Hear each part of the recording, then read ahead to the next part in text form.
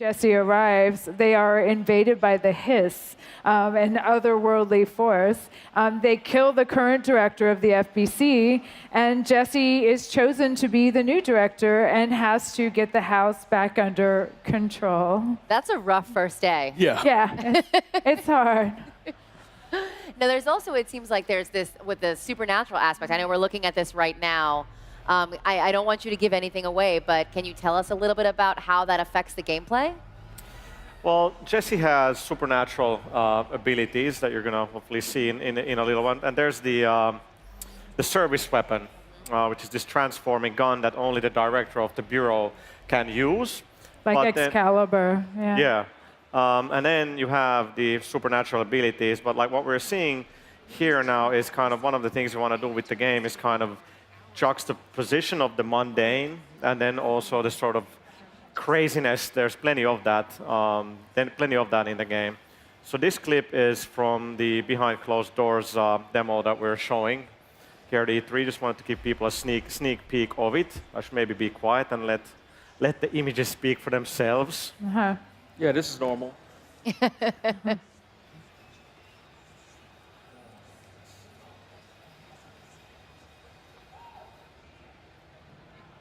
So it's very strange. We have some of the people that are floating, and then there's this other one that's actually not. Oh, there we go. That's There Yeah. we go. So that's the shield, and you can kind of see we have these reactive environments in the game. There's quite a bit of destruction, and now we're using one of the supernatural abilities there, very deadly chair.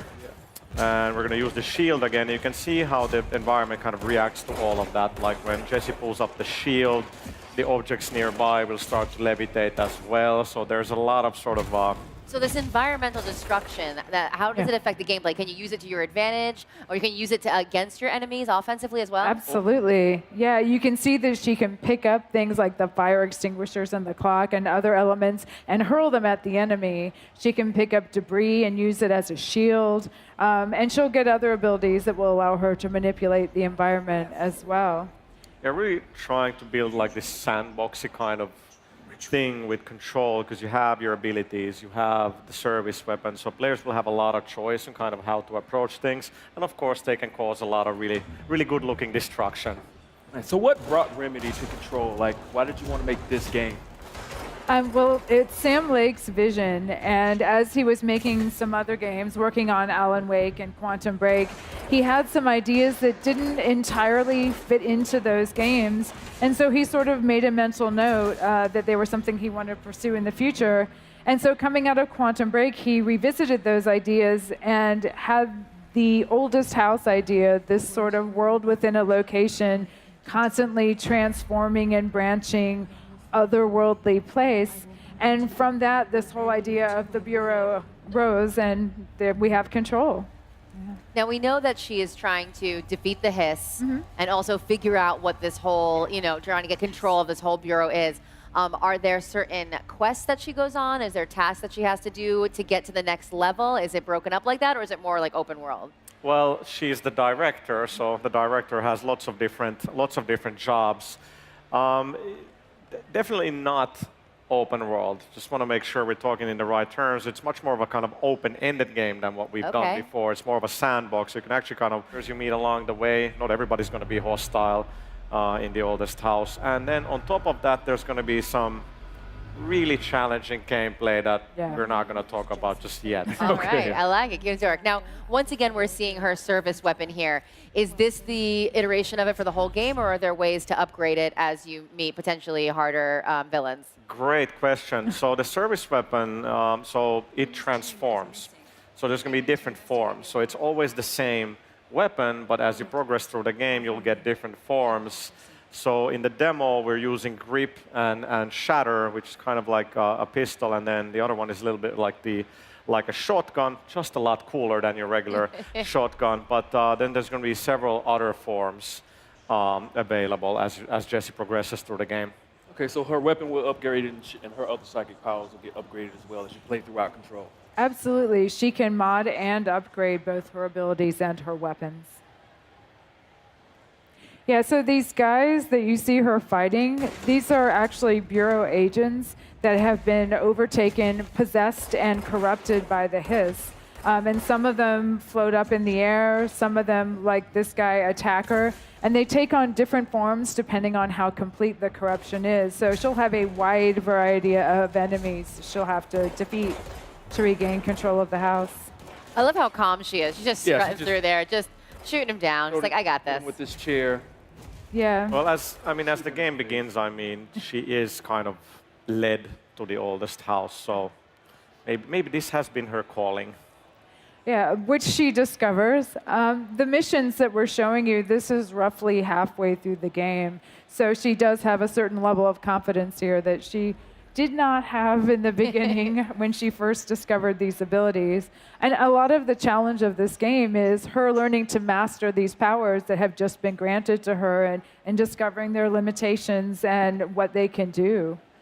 Now, I know fans of Remedy games obviously remember Max Payne. Were there any lessons you guys learned from that game that now, along with all the new technology that's available, that you really applied to Control? Yeah, you learn from every game, right? And we've internally talked a lot about, especially with Mixu, who's the game director on Control, how kind of Max Payne 2 really had everything. It had a great story, great action, a lot of replay value, and we kind of really want to make sure that Control has those same things, but we're bringing that sort of storytelling and mystery and those aspects definitely from Alan Wake into Control. You learn from every game, and I think it's been great to hear that when the trailer debuted in the PlayStation media briefing, which was an incredible moment for us. We've been working for so long to get there, and when people are like, what is that game? Yeah. Like, and then 30 seconds in, I could hear people around me like, is that a Remedy game? And I was like, there is that trademark kind of visual aspect to our game, so that was very cool. Yeah, it's not just learning from our past games, though. Remedy always tries to innovate with every game that we make, so we are taking some narrative risks with this one.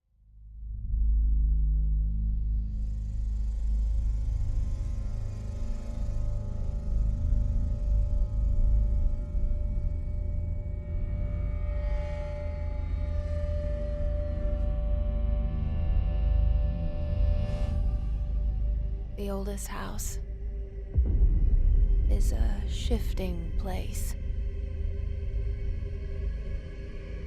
There are rules